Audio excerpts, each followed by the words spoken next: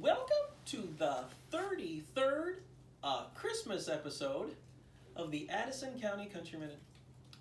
I'm your host, Dan Opinionated, and as always, a continued celebration of Don Harron. Well, it's that time of year again.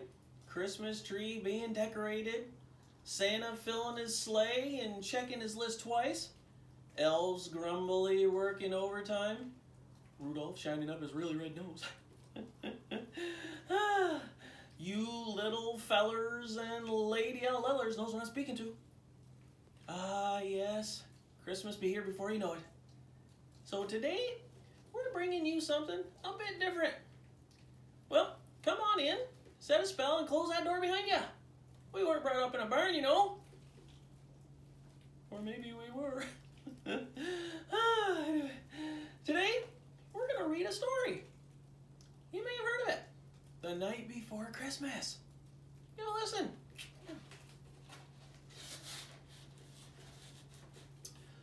'Twas the night before Christmas, when all through the house not a creature was stirring, not even a mouse. The stockings were hung by the chimney with care, in hopes that St. Nicholas soon would be there. The children were nestled all snug in their beds, while visions of sugar plums danced through their heads. Mama in her kerchief and I in my cap had just settled our brains for a long winter's nap. When out on the lawn there arose such a clatter, I sprang from my bed to see what was the matter. Away to the window I flew like a flash, tore open the shutters and threw up the sash.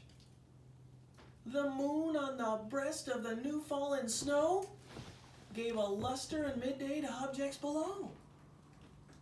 When what to my wondering eyes should appear but a miniature sleigh and 8 tiny reindeer.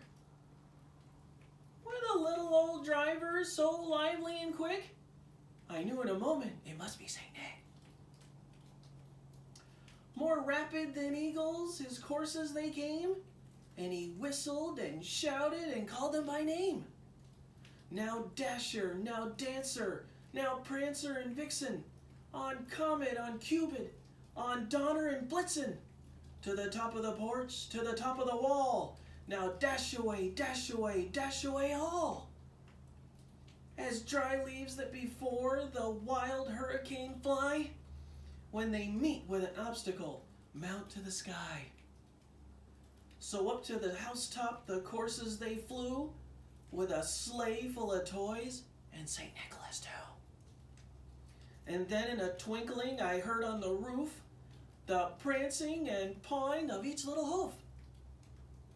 As I drew in my head and was turning around, down the chimney St. Nicholas came with a bound. He was dressed all in fur from his head to his foot, and his clothes were all tarnished with ashes and soot. A bundle of toys he had flung on his back, and he looked like a peddler just opening his pack. His eyes, how they twinkled, his dimples, how merry. His cheeks were like roses, his nose like a cherry. His droll little mouth was drawn up like a bow, and the beard on his chin was as white as snow. The stump of a pipe he held tight in his teeth, and the smoke it encircled his head like a wreath. He had a broad face and a little round belly that shook when he laughed like a bowl full of jelly. He was chubby and plump, a right jolly old elf, and I laughed when I saw him in spite of myself. A wink of his eye and a twist of his head soon gave me to know I had nothing to dread. He spoke not a word, but went straight to his work, and filled all the stockings, then turned with a jerk. And laying his finger aside his nose, and giving a nod, up the chimney he rose. He sprang to his sleigh, to his team gave a whistle, and away they all flew like the down of a thistle.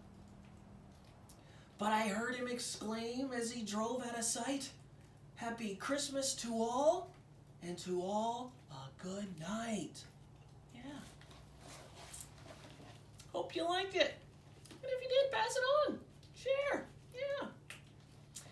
So, anyway, tune in next week where we might bring you another story. And as always, tune in next week for another fast-paced, exciting, informative episode. And remember, children, the best way to get a puppy for Christmas is to beg for a baby brother or sister.